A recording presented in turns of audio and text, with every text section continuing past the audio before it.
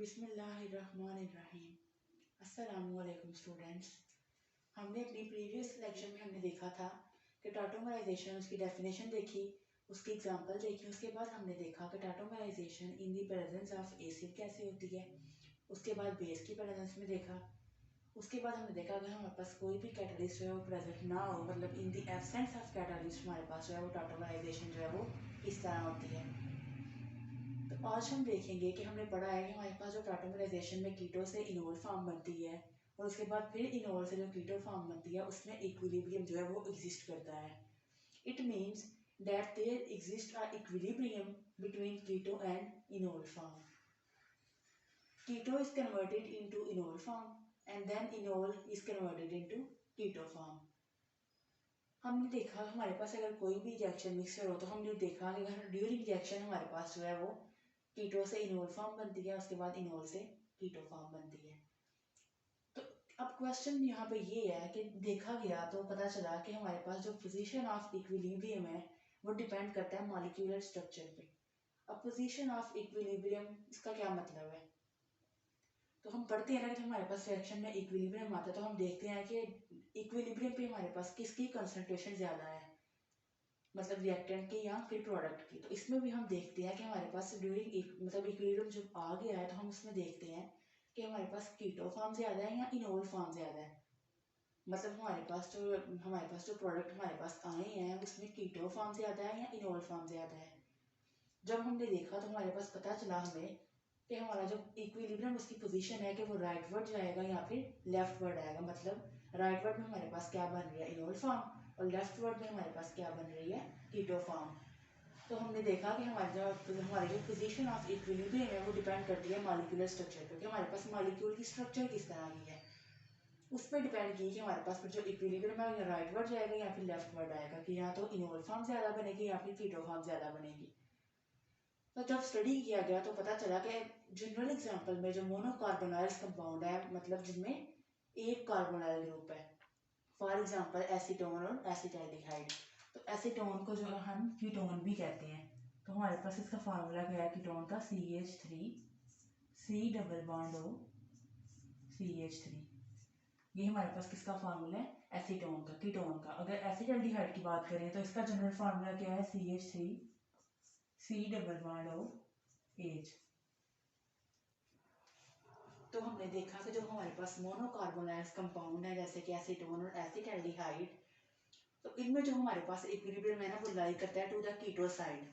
मतलब हमारे पास जब इक्विलिब्रियम एस्टैब्लिश होता है तो हमारे पास जो ज्यादातर जो है वो कौन सी फॉर्म जो है वो बनती है, कीटोनिक फॉर्म। इनोल के बजाय हमारे पास जो है वो कीटोनिक फॉर्म जो है वो इक्विलिब्रियम में ज्यादा होती है। मतलब कि जो कीटोनिक फॉर्म है वो मोर स्टेबल है देन इनोलिक फॉर्म से। जब हमारे पास टाटोमराइजेशन होती है, कीटो से इनोल फॉर्म बनती है, तो कीटो फॉर्म जो है वो ज़्यादा स्टेबल होती है as compare to enol form से। अब हमें ये कैसे पता चला कि हमारे पास जो कीटो फॉर्म है वो ज़्यादा स्टेबल होती है as compare to enol form से, तो हमने इनकी बॉन्ड एनर्जी जो थी ना वो कैलकुलेट की। हमने इनकी स्टेबिलिटीज जो थी वो कैलकुलेट की इन दोनों टाटोमर्स की, इसकी कीटोल की और इनोल की, जो टाटोमराइजेशन शो कर रहे थे। तो हमने इन दोनों टाटोमर्स की, टाटोमर हम पहले पढ़ चुके हैं ना क्या होते हैं, वो आइसोमर जो टाटोमराइजेशन को शो करते हैं उनको हम कहते हैं कि ये आपस में टाटोमर्स है। तो जब हमने इनकी बॉन्ड एनर्जीज कैलकुलेट की तो हमें पता चला, रफली हमने इनकी बॉन्ड एनर्जीज कैलकुलेट की तो हमें पता चला कि हमारे पास जो कीटो फॉर्म है उसकी जो हमारे पास ओवरऑल जो बॉन्ड एनर्जी है वो ज्यादा है as compare to enol form में। तो हमने इसकी ओवरऑल वैसे ही हमने देखा कि हमारे पास जो कीटो फॉर्म है उसमें हमारे पास कौन कौन सा बॉन्ड होता है, कार्बन हाइड्रोजन, कार्बन कार्बन और कार्बन डबल बॉन्ड ऑक्सीजन। और इनोलिक फॉर्म में हमारे पास कौन कौन सा बॉन्ड बनता है, कार्बन ऑक्सीजन, ऑक्सीजन हाइड्रोजन और कार्बन डबल बॉन्ड कार्बन। जब हमने इनकी बॉन्ड एनर्जीज कैलकुलेट की तो देखा गया कि हमारे पास जो बॉन्ड एनर्जीज थी वो टाटोमराइजेशन से पहले कुछ और थी, और जो हमारे पास टाटोमराइजेशन के बाद इनोल फॉर्म बनी तो हमारे पास बॉन्ड एनर्जीज जो है वो चेंज हो गई। तो मतलब बॉन्ड एनर्जी जो थी वो चेंज हो गई थी आफ्टर टाटोमराइजेशन।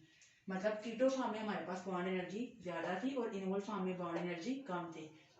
तो हमने ओवरऑल इसकी रफली कैलकुलेट की तो हमारे पास बॉन्ड एनर्जी ओवरऑल जो सारे बॉन्ड थे कितनी आई, 1502 किलोजोल पर मोल। और जब हमने इनोल फॉर्म की देखी तो हमारे पास कितनी आई थी, 1433 किलोजोल पर मोल। तो इनका जो एनर्जी डिफरेंस आया था हमारे पास कितना आया, 69 किलोजोल पर मोल। इट मीन्स कि मेरे पास जो कीटोनिक फॉर्म है वो 69 किलो जूल पर मोल, इसकी जो बॉन्ड एनर्जी है वो ज्यादा है देन इनोलिक फॉर्म से। तो इसलिए हमने देखा कि हमारे पास जो इक्विलिब्रियम है वो ज्यादातर किसकी साइड पे जाता है, कीटो साइड की। तो कीटो फॉर्म जो है वो ज्यादा स्टेबल है देन इनोल फॉर्म से। तो इसमें हम देखते हैं, हमने पढ़ा था ना हमारे पास कीटो जो कीटोनिक फॉर्म है वो ऐसी होती है ना, R C double bond O, single bond carbon, इधर हाइड्रोजन और ये 2 बॉन्ड, कार्बन के 4 बॉन्ड पूरे हो गए। ये हमारे पास कौन सी थी, कीटोनिक फॉर्म। ऑक्सीजन के पास 2 लोन पेयर थे। इसी तरह अगर हम अपनी इनोलिक फॉर्म बनाए तो वो बनती है R C single bond OH double bond carbon. तो ये मेरे पास कीटो फॉर्म थी और ये मेरे पास हाइड्रोजन जो है वो यहाँ पे जब गया तो मेरे पास ये इनोल फॉर्म बन गई। तो देखिए मेरे पास जो कीटो फॉर्म है उसमें कार्बन हाइड्रोजन बॉन्ड है, तो हम देखते हैं क्या वाकई ऐसे है। तो हमने जब ये कीटो फॉर्म बनाई है ना, तो कीटो फॉर्म में देखिए मेरा कार्बन हाइड्रोजन ये वाला बॉन्ड है, एक carbon carbon carbon carbon bond है। यहाँ भी आपका CH3 कोई भी ग्रुप लगा सकते हैं, तो यहाँ भी कार्बन कार्बन बॉन्ड है। और एक मेरा C डबल बॉन्ड O। और ऐसे ही अगर हम इनोल फॉर्म में देखें तो ये मेरे पास इनोल फॉर्म है, इसमें कार्बन सिंगल बॉन्ड ऑक्सीजन है, ऑक्सीजन सिंगल बॉन्ड हाइड्रोजन है और कार्बन डबल बॉन्ड कार्बन है। तो इसलिए जब हमने इनकी बॉन्ड एनर्जीज कैलकुलेट की तो देखा गया कि जो कीटो फॉर्म थी उसकी बॉन्ड एनर्जी ज्यादा थी और इनोल फॉर्म की बॉन्ड एनर्जी कम थी। तो इसलिए हमने कहा कि हमारे पास ड्यूरिंग टाटोमराइजेशन जब इक्विलिब्रियम इस्टेब्लिश होता है तो कीटो फॉर्म जो है वो ज्यादा स्टेबल होती है, इसलिए इक्विलिब्रियम जो ज्यादातर किसकी साइड पर लाई करता है, कीटो फॉर्म साइड की, और इनोल फॉर्म की तरफ कम होता है। तो इस तरह हमें पता चला कि कीटो फॉर्म जो है कीटोनिक फॉर्म ज्यादा बनती है as compare to enolic form में। अच्छा ये हमने उस तब हमने ज्यूम किया जब हमारे पास किसमें क्या थे, मोनोकार्बोनाइल कंपाउंड, उनमें हमने ये जो था इस तरह देखा कि कीटो फॉर्म जो है वो ज्यादा स्टेबल है और इनोल फॉर्म जो है वो कम स्टेबल है। तो अगर हम दूसरी तरफ आए तो जब हमने पढ़ा कि हमारे पास तो अगर कॉन्जुगेटेड सिस्टम हो, मतलब हम कॉन्जुगेशन पहले भी पढ़ चुके हैं, डबल बॉन्ड सिंगल बॉन्ड या डबल बॉन्ड या फिर triple bond single bond triple bond, इसमें हमारे पास क्या होती है कॉन्जुगेशन। हम पहले पढ़ चुके हैं अपने प्रीवियस लेक्चर में कि कॉन्जुगेशन क्या होती है, पूरा टॉपिक हमने पढ़ा था कि कॉन्जुगेशन क्या होती है, डीलोकलाइजेशन किस तरह होती है। तो इसमें अगर हम देखें तो हमारा जब इनोल की डबल बॉन्ड जो होता है ना, अगर वो कॉन्जुगेटेड सिस्टम का पार्ट हो, मतलब वो कॉन्जुगेशन में इन्वॉल्व हो, उसमें कॉन्जुगेशन हो रही हो, तो फिर इनोलिक फॉर्म जो होती है ना वो ज्यादा स्टेबल होती है देन द कीटोनिक फॉर्म से। मतलब अगर हमारा इनोलिक डबल बॉन्ड जो है ना, ये हमारा पास सी कार्बन डबल बॉन्ड कार्बन है, इस कार्बन का अगर जो आगे से कार्बन है फर्दर अगर किसी उस स्ट्रक्चर से या किसी उस एटम से या किसी उस चीज से अटैच हो कि हमारे पास इसमें क्या हो रही हो, रेजोनेंस हो रही हो, या उस मॉलिक्यूल से अटैच हो, जैसे अगर हम बेंजीन की एग्जांपल ले लें तो उसमें भी हमारे पास जो है वो इनोल जो है वो ज्यादा स्टेबल होती है एज कम्पेयर टू कीटोन से, क्योंकि उसमें क्या हो जाती है रेजोनेंस स्टेबलाइजेशन। तो हम ये आगे अब पढ़ेंगे इंशाल्लाह अपने नेक्स्ट लेक्चर में कि रेजोनेंस जो है वो क्या होती है। अभी हम सिर्फ इसका थोड़ा सा कॉन्सेप्ट ले लेते हैं कि रेजोनेंस हमारे पास क्या है, कि हमारे पास कोई एक रियल स्ट्रक्चर होती है, उसके आगे से हम 2-3 उसकी कंट्रीब्यूटिंग स्ट्रक्चर्स बनाते हैं, तो उसको हम कहते हैं कि ये रेजोनेंस है। फॉर एग्जांपल अगर हम बेंजीन की एग्जांपल लें तो बेंजीन में हमारे पास 3 अल्टरनेटिव डबल बॉन्ड है। तो अगर मेरा ये वाला बॉन्ड जो है वो यहाँ पे मूव करे, ये वाला बॉन्ड यहाँ मूव करे, ये वाला बॉन्ड यहाँ मूव करे, तो जब मेरा ये वाला बॉन्ड यहाँ मूव करेगा तो इधर डबल बॉन्ड, जब ये वाला बॉन्ड यहाँ मूव करेगा तो इधर डबल बॉन्ड, और जब ये वाला बॉन्ड यहाँ मूव करेगा तो इधर डबल बॉन्ड। तो इस तरह मेरे पास जो बेंजीन है उसमें डीलोकलाइजेशन होती है इलेक्ट्रॉन्स की, तो मतलब बेंजीन की ये रेजोनेटिंग स्ट्रक्चर्स हैं। तो रेजोनेंस हमारे पास क्या होती है कि हमारे पास जो एक रियल स्ट्रक्चर है आगे से उसकी फर्दर जो है वो कंट्रीब्यूटिंग स्ट्रक्चर्स बनती है, तो उनको हम कहते हैं कि हमारे पास क्या है, रेजोनेंस हो रही है।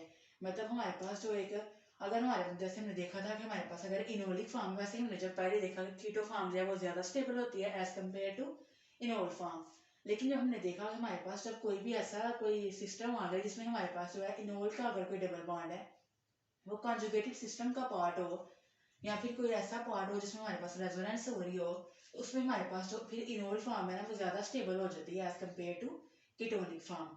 तो इस तरह हमने देखा कि हमारे पास जो अगर कोई भी जो है हमारे पास इनोलिक जो डबल बॉन्ड है अगर वो किसी रेजोनेटिंग स्ट्रक्चर का या वो कोई ऐसी स्ट्रक्चर का पार्ट हो, किसी ऐसी स्ट्रक्चर के साथ अटैच हो जिसमें रेजोनेंस हो रही है, तो उसको हम कहते हैं हमारा फिर जो इनोलिक डबल बॉन्ड है या जो इनोलिक सिस्टम इनोलिक की जो टॉटोमर है वो ज्यादा स्टेबल होगा as compare to ketonic tautomer या फिर कीटोनिक फॉर्म।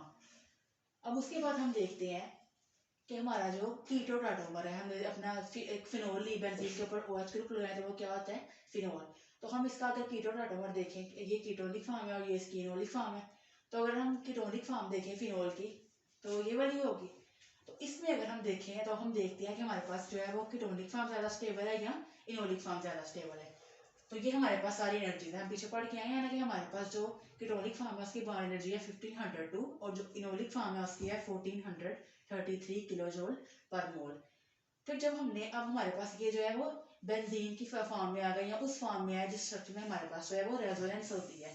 तो अगर इन स्ट्रक्चर्स में हम देखें तो इनमें अगर मैं रेजोनेंस एनर्जी देखूं तो मेरे पास जो कीटोनिक फॉर्म होगी उसमें रेजोनेंस एनर्जी है 21 किलो जूल पर मोल। लेकिन अगर मैं अपने इनोलिक फॉर्म में देखूं तो उसमें 146 किलो जूल पर मोल। तो अगर मैं टोटल एनर्जी करूं तो मेरे पास जो कीटोनिक फॉर्म है उसकी आएगी 1523 और इनोलिक फॉर्म की आएगी 1579। तो अगर मैं इन दोनों का डिफरेंस लूं तो मेरे पास कितना आता है 56 किलो जूल पर मोल। तो इसका मतलब कि मेरी जो इनोलिक फॉर्म है वो 56 किलो जूल पर मोल जो है वो ज्यादा स्टेबल है देन कीटोनिक फॉर्म से। मतलब कीटोनिक फॉर्म जो है वो 56 किलो जूल पर मोल क्या है, इससे कम है या फिर इतनी इसकी एनर्जी जो है वो कम है, इतनी वो अनस्टेबल है देन द इनोलिक फॉर्म से। तो इस तरह हमने देखा कि अगर हमारे पास जो है कोई ऐसा हमारे पास इनोलिक डबल बॉन्ड हो, जब वो कॉन्जुगेशन में आ जाए तो उसमें हमारे पास फिर जो है इनोलिक जो है वो फॉर्म ज्यादा स्टेबल होती है देन द कीटोनिक फॉर्म से। उसके बाद हमारे पास कुछ एग्जांपल आते हैं, जैसे हम पीछे पढ़ के आए थे एसीटो एस्टर्स, हमारा फार्मूला क्या था CH3 C double bond O CH2, आगे C के साथ O और फिर O और आगे ET इथाइल ग्रुप। तो उसमें अगर हम देखें तो उसमें भी हमारा जो इनोलिक फॉर्म है ना वो ज्यादा स्टेबल है देन कीटोनिक फॉर्म है। मतलब इसकी भी इनोलिक फॉर्म ज्यादा स्टेबल होगी और कीटोनिक फॉर्म कम स्टेबल होगी। तो हम अगर देखें एसीटो एस्टर में तो उसमें भी जो है वो इनोलिक फॉर्म क्यों ज्यादा स्टेबल है कि उसमें हमारे पास क्या हो जाती है हाइड्रोजन बॉन्डिंग। और कौन सी हाइड्रोजन बॉन्डिंग होती है, इंट्रामॉलिक्यूलर हाइड्रोजन बॉन्डिंग। तो हम ये देखते हैं कि हमारे पास जो इंट्रामॉलिक्यूलर हाइड्रोजन बॉन्डिंग है वो क्या होती है, एक हमारे पास होती है इंटरमॉलिक्यूलर, एक हमारे पास होती है इंट्रामॉलिक्यूलर। तो इंटरमॉलिक्यूलर वो होती है जो दो मॉलिक्यूल्स के दरमियान में होती है, वो होती है इंटरमॉलिक्यूलर हाइड्रोजन बॉन्डिंग। और इंट्रा कौन सी होगी, जो एक ही मॉलिक्यूल के अंदर जो डिफरेंट एटम्स हैं उनके दरमियान में अगर हाइड्रोजन बॉन्डिंग हो जाए तो उसको हम कहते हैं वो इंट्रामॉलिक्यूलर हाइड्रोजन बॉन्डिंग है। तो एसिटो एसिटिक एस्टर के केस में भी हमारे पास जो है वो इंट्रामॉलिक्यूलर हाइड्रोजन बॉन्डिंग हो जाती है जब हमारे पास इनोलिक टाटोमर बनता है या जब इनोलिक फॉर्म जो है वो बनती है। तो इसका मतलब कि हमारे पास जो है इसमें हाइड्रोजन बॉन्डिंग हो गया है, इनोलिक हाइड्रोजन इनोल में हमारे पास क्या हो गया हाइड्रोजन बॉन्डिंग। तो हमारे पास इसकी भी जो है वो इनोलिक फॉर्म ज्यादा स्टेबल होगी as compare to ketonic form से। उसके बाद हम अपने आते हैं कि हमारे पास जो टाटोमराइजेशन है ना वो किन किन चीज़ों से इफेक्ट करती है। तो हमारे पास जो कंसंट्रेशन है या फिर जो टेम्परेचर है वो भी इफेक्ट करता है कि कीटो फॉर्म ज्यादा बनेगी या फिर इनोल फॉर्म ज्यादा बनेगी।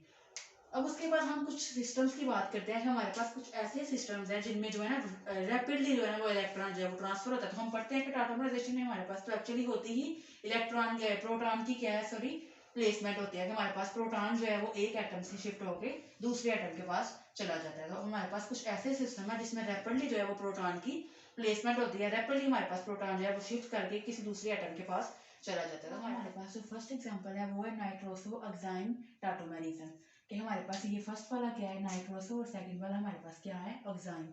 तो इसमें अगर हम देखें तो हमारे पास जो ऑक्साइम्स हैं वो ज़्यादा स्टेबल है एज कम्पेयर टू नाइट्रोसो के। हमारे पास जो ऑक्साइम है वो ज़्यादा स्टेबल है और नाइट्रोसो जो है वो लेस स्टेबल है। तो देखें मैं नाइट्रोसो में ये मेरे पास जो है वो कीटोनिक फॉर्म है और ये मेरे पास जो है वो इनोलिक फॉर्म है ड्यू टू हाइड्रोजन की। हमें मेरे पास जो है वो ऑक्सीजन के साथ क्या आके अटैच हो गया है हाइड्रोजन। तो हाइड्रोजन की यहाँ से क्या हो गया शिफ्ट हो गया ना, हाइड्रोजन जो है वो यहाँ से हाइड्रोजन जो है वो उठ के इस ऑक्सीजन के साथ आके अटैच हो गया है।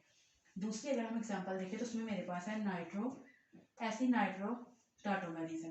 तो इसमें अगर हम देखें तो मेरा जो नाइट्रो है वो ज़्यादा स्टेबल है as compare to aci nitro. ये नाइट्रो है और ये एसी नाइट्रो है। तो नाइट्रो जो है वो ज़्यादा स्टेबल है और एसी नाइट्रो जो है वो लेस स्टेबल है। तो इसमें देखिए अगर हम देखें कि नाइट्रो ज़्यादा स्टेबल क्यों है, तो देखिए यहाँ मेरा नेगेटिव चार्ज है वो डीलोकलाइज कर सकता है। अगर ये नेगेटिव चार्ज यहाँ पे मूव करे तो आगे से ये वाला इस ऑक्सीजन पे शिफ्ट कर जाएगा। लेकिन देखिए ऐसे नाइट्रो में मेरे पास ऐसा कुछ भी नहीं है कि यहाँ नेगेटिव चार्ज है वो रेजोनेट नहीं कर सकता क्योंकि यहाँ पे कॉन्जुगेशन जो है वो प्रेजेंट नहीं है। तो इसलिए जो मेरा नाइट्रो है वो ज़्यादा स्टेबल है और ऐसी नाइट्रो जो है वो लेस स्टेबल है। तो यहाँ भी देखें जो डबल बॉन्ड O है तो ये कीटोनिक फॉर्म हो गई और यहाँ OH आ गया तो ये मेरे पास इनोलिक फॉर्म हो गई। उसके बाद अगर हम थर्ड वाला देखें तो मेरे पास आता है इमीन और इनामीन। तो इसमें भी मेरे पास जो इमीन फॉर्म है वो ज़्यादा स्टेबल होती है एज कम्पेयर टू इनामीन फॉर्म से। यहाँ भी देखिए NR है तो यहाँ डबल बॉन्ड तो ये मेरे पास कीटोनिक फॉर्म हो गई। और यहाँ NR के ऊपर जो है वो H आ गया, तो ये मेरे पास इनोलिक फॉर्म हो गई। तो इसी तरह हमारे पास कुछ ऐसे सिस्टम्स आते हैं जिसमें हमारे पास जो है वो रैपिड जो है वो प्रोटॉन जो है वो शिफ्ट हो जाता है और हमारे पास कैप्ड एटॉमाइजेशन जो है वो शो करते हैं। तो कुछ ऐसे सिस्टम भी हैं जिनमें जो हमारे पास प्रोटॉन है वो एक एटम से शिफ्ट करके दूसरे एटम के पास चला जाता है। तो ये हमारा एटॉमाइजेशन का आज का टॉपिक जो है वो कंप्लीट हो गया है। तो हम देखते हैं कि आज हम समराइज करते हैं अपने सारे लेक्चर को कि आज हमने क्या क्या पढ़ा। तो हमने सबसे पहले देखा कि टॉटोमराइजेशन में जब कीटो से इनोल, जब इनोल से कीटो फॉर्म बनती है, तो हमने देखा कि जब इक्विलिब्रियम इस्टेब्लिश करता है तो कुछ ऐसा होता है हमारे पास जो है ना, वो ऐसा केस आता है कि या तो हमारे पास कीटो फॉर्म ज़्यादा होती है या हमारे पास इनोलिक फॉर्म ज़्यादा बनती है इक्विलिब्रियम मिक्सचर में। तो हमने देखा कि जब हमारे पास कुछ मोनोकार्बोनाइल्स कंपाउंड है, जैसे हमारे पास एसीटोन है या एसिटाल्डिहाइड है, तो उनमें जो थी वो कीटो फॉर्म ज़्यादा स्टेबल थी देन इनोलिक फॉर्म से। और रीज़न हमने क्या पढ़ी कि जब हमने बॉन्ड एनर्जीज कैलकुलेट की तो कीटोनिक फॉर्म की ज़्यादा आई थी और इनोलिक फॉर्म की कम आई थी। उसके बाद हमने देखा कि अगर हमारा जो इनोलिक डबल बॉन्ड है अगर वो किसी कंजुगेटेड सिस्टम का पार्ट हो तो उसमें मेरे पास फिर इनोलिक फॉर्म जो है वो स्टेबल हो जाती है ड्यू टू रेजोनेंस, और मेरे पास जो कीटोनिक फॉर्म है वो लेस स्टेबल हो जाती है। देन उसके बाद हमने देखा कि थर्ड रीजन होती है कि हमारे पास जो है अगर वो हमारे पास इंट्रामॉलिक्यूलर हाइड्रोजन बॉन्डिंग हो जाए, जैसे कि हमारे पास एसिटोएस्टिक एस्टर से, तो उसमें अगर हमारे पास इंट्रामॉलिक्यूलर हाइड्रोजन बॉन्डिंग आ जाए तो तब भी मेरे पास जो इनोलिक फॉर्म है वो ज़्यादा स्टेबल होती है as compare to ketonic form से। उसके बाद हमने देखा कि हमारे पास टेम्परेचर और कंसंट्रेशन ये भी मेरे पास टॉटोमराइजेशन को अफेक्ट करते हैं। देन उसके बाद हमने देखा कि हमारे पास कुछ ऐसे सिस्टम्स हैं जो जिसमें प्रोटॉन जो है वो शिफ्ट करता है, मतलब वो भी टॉटोमराइजेशन जो है वो शो करते हैं। तो उसमें हमने देखा हमारे पास नाइट्रोसोएक्साइम टॉटोमराइजेशन थी, उसके बाद नाइट्रो टॉटोमराइजेशन थी और इमीन और इनामाइन टॉटोमराइजेशन थी। तो इसका आज हमारा लेक्चर जो है वो कंप्लीट हो गया टॉटोमराइजेशन।